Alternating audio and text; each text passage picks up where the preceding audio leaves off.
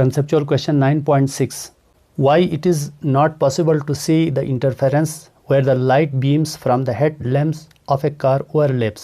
Car या गाड़ी के जो फ्रंट पे जो हेड लैम्प्स है, हेड लाइट्स है, वहाँ से जो निकलने वाली जो लाइट रेज है, लाइट बीम्स है, वो आपस में इंटरसेक्ट करती, ओवरलैप करती है, तो इंटरफेरेंस क्यों नहीं होता? इंटरफेरेंस ना होने की क्या रीज़न है?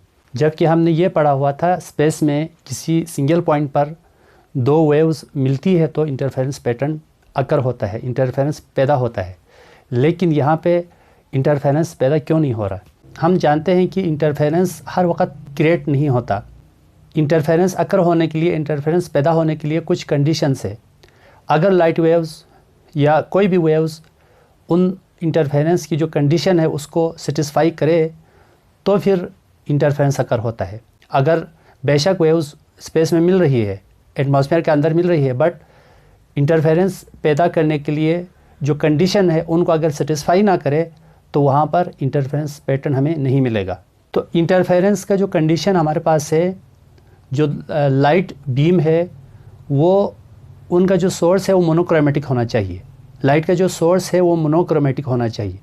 Monochromatic means single wavelength. और लाइट सोर्स या लाइट बीम जो है वो फेज कोहेरेंट होना चाहिए। Phase coherent means fixed phase difference होना चाहिए, यानी कि एंगल सेम होना चाहिए। यंग के दौर में सिंगल वेवलेंथ की लाइट हासिल करना बहुत बड़ा मुश्किल काम था। तो यंग ने क्या किया था, सिंगल मोनोक्रोमेटिक यानी कि सिंगल वेवलेंथ की लाइट लेने के लिए उन्होंने नमक का इस्तेमाल किया था आग के ऊपर। आग के शोलों पर जब उन्होंने नमक डाला तो सोडियम की येलो कलर की लाइट मिली उनको। लेकिन मोनोक्रोमेटिक लाइट तो मिली, बट फेज कोहेरेंट के लिए उन्होंने दो स्लिट इस्तेमाल किया। उन दोनों स्लिट का स्क्रीन के साथ बराबर डिस्टेंस इसीलिए रखा ताकि फेज डिफरेंस को फिक्स किया जाए।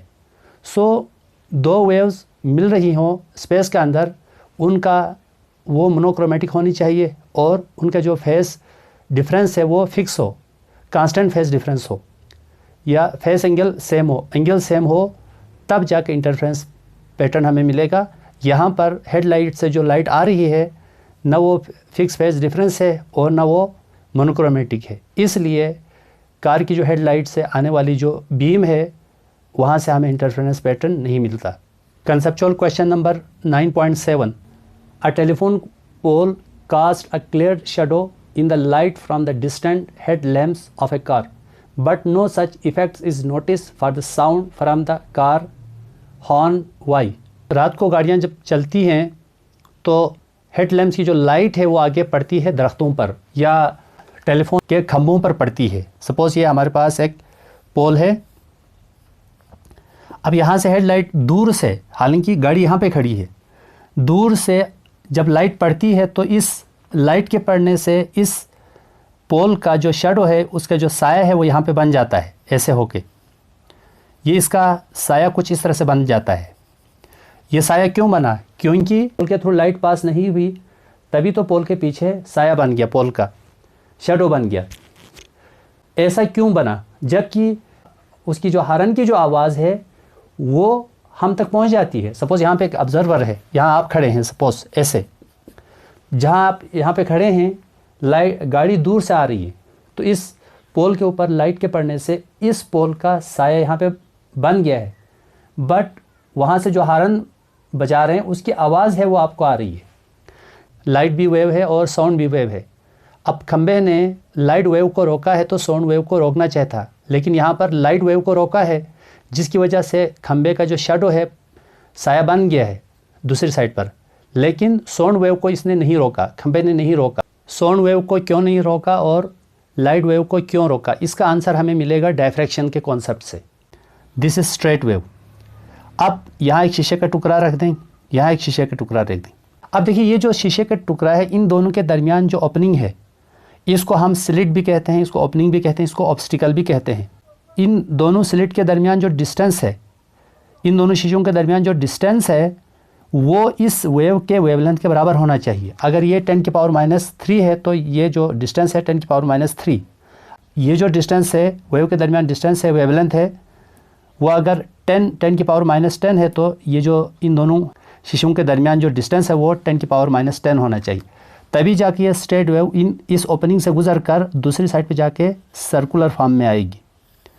इस सर्कुलर में आने के प्रोसेस को हम कहते हैं डायफ्रैक्शन, यानी कि the bending of waves around the corner of obstacle. Obstacle means opening या slit, that is called diffraction. ये जो ऑब्स्टिकल का जो साइज़ है, यानी कि इन दोनों शीशों के दरमियान जो होल है, उनके दरमियान डिस्टेंस इस वेव के वेवलेंथ के बराबर होना चाहिए। यही प्रोसेस जो गाड़ी के केस में, कार के केस में हुआ है। अब हम जानते हैं जो साउंड की जो वेवलेंथ है वो लाइट की वेवलेंथ से बहुत ज़्यादा है, लार्जर है। तो साउंड का जो वेवलेंथ है वो लार्जर है, और जो खंबे का जो साइज़ और साउंड की जो वेवलेंथ वो कंपेरेबल है, बराबर है। तो जिसकी वजह से जो साउंड वेव्स है वो डायफ्रैक्ट हो गई है, खंबे से बेंड होकर आप तक पहुंची है, तो हॉर्न की आवाज़ आपको आएगी डायफ्रैक्शन की वजह से। बट लाइट वेव्स की जो वेवलेंथ है वो बहुत छोटी है, खंबे के साइज़ से बहुत छोटी है, और वो जो लाइट की वेवलेंथ है वो ऑब्स्टिकल के साइज़ से बहुत छोटी है, तो वो डायफ्रैक्ट नहीं होगी।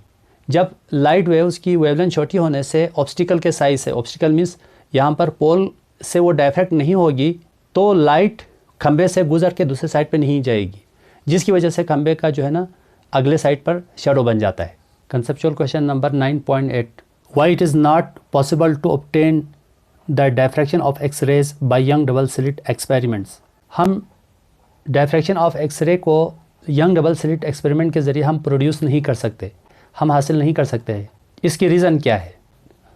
देखें, इस क्वेश्चन का आंसर भी पिछले कई सवालों में, पिछले कई क्वेश्चंस में हम दे चुके हैं। ये वही है कंडीशन फॉर डायफ्रैक्शन। डायफ्रैक्शन हर वक्त पैदा नहीं होता, डायफ्रैक्शन पैदा होने के लिए उसकी कंडीशंस है, उसको फुलफ़िल करना ज़रूरी है। इन वेव्स के हम डायफ्रैक्शन करना चाहते हैं, उन वेव्स की जो वेवलेंथ है वो जो स्लिट, ऑब्स्टिकल या ओपनिंग के साइज़ के कंपेरेबल होना चाहिए। And young double slit experiment जो है सिर्फ इलेक्ट्रोमैग्नेटिक वेव्स की डायफ्रैक्शन के लिए परफॉर्म किया गया है, लेकिन एक्सरेज की जो वेवलेंथ है वो इलेक्ट्रोमैग्नेटिक वेव्स की वेवलेंथ से बहुत छोटी है। इलेक्ट्रोमैग्नेटिक वेव्स की तकरीबन जो वेवलेंथ है, जैसा कि विजिबल लाइट है, उसकी जो वेवलेंथ है हमारे पास, उसकी जो वेवलेंथ है वो 10⁻⁻7 मीटर के रेंज में है, लेकिन एक्सरेज की जो वेवलेंथ है वो 10⁻⁻10 है। अब देखो 10⁻⁻10, एक्सरेज की जो वेवलेंथ की वैल्यू है 10⁻⁻10, जबकि इलेक्ट्रोमैग्नेटिक वेव्स सच एज जो लाइट है उसकी जो वेवलेंथ है 10⁻⁻7 मीटर। अब -7 और -10 बहुत छोटी वैल्यू है, पावर में नेगेटिव में पावर रेज होता है तो छोटी होती जाती है वैल्यू। तो विजिबल लाइट की जो वेवलेंथ है वो 10⁻⁻7 के रेंज में है, जबकि एक्सरेज की जो वेवलेंथ है वो उसकी वैल्यू है 10⁻⁻10। सो जो यंग डबल स्लिट एक्सपेरिमेंट है वहाँ पे जो स्लिट उसने बनाया था उनका जो साइज़ है वो इलेक्ट्रोमैग्नेटिक वेव्स की वेवलेंथ के साइज़ का बनाया हुआ था, लेकिन यहाँ पे तो साइज़ वेवलेंथ बहुत छोटी है, लिहाजा यंग डबल स्लिट एक्सपेरिमेंट की मदद से एक्सरे डायफ्रैक्शन अकर नहीं हुआ, एक्सरे डायफ्रैक्शन पैदा नहीं हुआ। जो यंग डबल स्लिट एक्सपेरिमेंट में जो ऑब्स्टिकल इस्तेमाल किया था उसके साइज़ के लिहाज से एक्सरेज की जो वेवलेंथ है बहुत छोटी है, वो उन स्लिट्स के थ्रू डायफ्रैक्ट नहीं कर सकती, इसलिए जो है वो diffraction of X-rays Young double slit experiment के ज़रिए परफॉर्म नहीं कर सकते। इसको हम क्रिस्टल की मदद से हम डायफ्रैक्ट कर सकते हैं, यानी कि एक्सरेज को डायफ्रैक्ट करने के लिए नेचुरल क्रिस्टल की ज़रूरत होती है। वो क्रिस्टल जिनके जो अंदर एटॉमिक स्पेसिंग है, उनके डिस्टेंस है वो 10⁻⁻10 के रेंज में हो, यानी कि एक्सरेज की वेवलेंथ के बराबर हो, उन क्रिस्टल की मदद से हम एक्सरेज को डायफ्रैक्ट करते हैं। डियर स्टूडेंट, ये वाला जो पोर्शन है, ये कंसेप्चुअल क्वेश्चन 9.7 का जो है ना रिमेनिंग आंसर है, वो आपने उसके साथ लिखना है, इसके आंसर के साथ ये नहीं लिखना है। यह आप ज़रा नोट कर लीजिए। Okay, conceptual question 9.9, can we apply हाइगन प्रिंसिपल टू रेडार वेव्स। क्या हम हाइगन प्रिंसिपल को रेडार वेव्स पर भी हम अप्लाई कर सकते हैं? यस, हम जानते हैं कि जो रेडार वेव्स है वो इलेक्ट्रोमैग्नेटिक वेव्स है, और हम ये भी जानते हैं कि लाइट वेव्स भी इलेक्ट्रोमैग्नेटिक वेव्स है। जब हम हाइगन प्रिंसिपल को लाइट वेव्स के लिए हम अप्लाई कर रहे हैं तो इसका मतलब है ये हाइगन प्रिंसिपल जो है वह हम रेडार वेव्स के लिए भी अप्लाई कर सकते हैं। क्योंकि लाइट वेव्स और रेडार वेव्स दोनों इलेक्ट्रोमैग्नेटिक वेव्स है। Conceptual question 9.10, the last conceptual question of this unit, how would you justify the light waves are transverse wave. आप कैसे साबित कर सकते हैं कि लाइट वेव ट्रांसवर्स वेव है। तो हम जानते हैं लाइट ट्रांसफर वेव है या लॉन्गिट्यूडनल वेव है। इसको समझने से पहले हमें ट्रांसवर्स वेव को समझना होगा।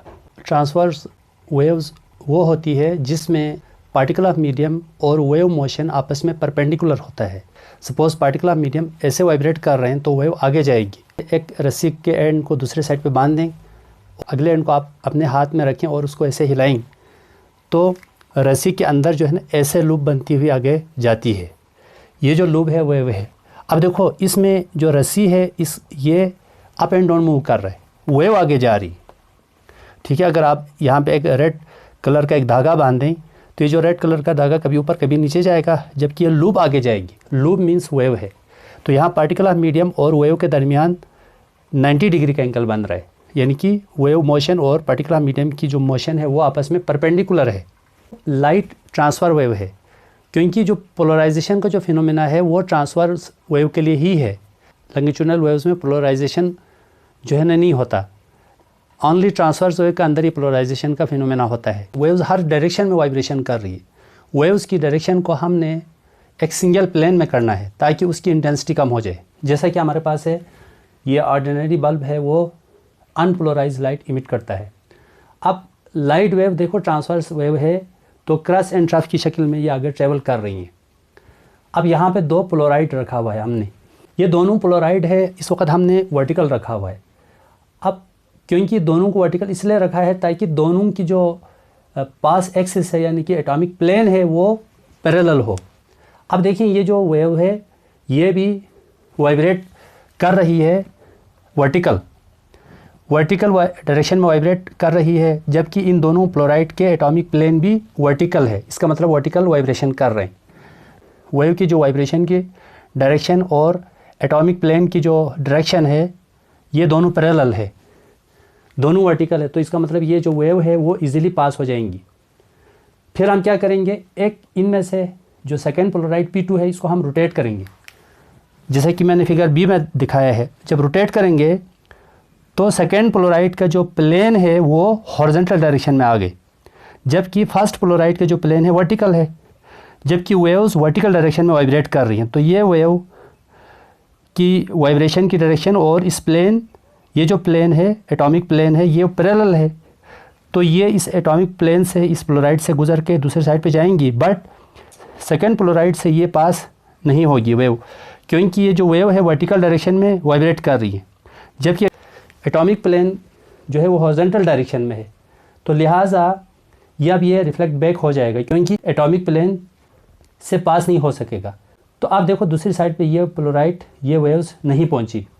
तो इसका मतलब क्या है, अगर ये लॉन्गिट्यूडनल होता तो प्लेन को आप वर्टिकल रखो, हॉरिजॉन्टल रखो, किसी भी डायरेक्शन में रखो, पास हो जानी थी, क्योंकि जो इलेक्ट्रोमैग्नेटिक वेव्स है particle of medium wave motion के साथ पैरेलल मोशन करती है। जिस डायरेक्शन में वेव जा रही है उसी डायरेक्शन में पार्टिकल वाइब्रेट करता है, जिसकी वजह से फ्लोराइड को आप जिस डायरेक्शन में आप रोटेट करें उसने पास होना था। बट लाइट ट्रांसफ़र वेव है, इसलिए जब प्लेन ऑफ पोलराइजेशन जो एटॉमिक प्लेन है वाइब्रेशन के पैरेलल था तो वेव पास हो गई।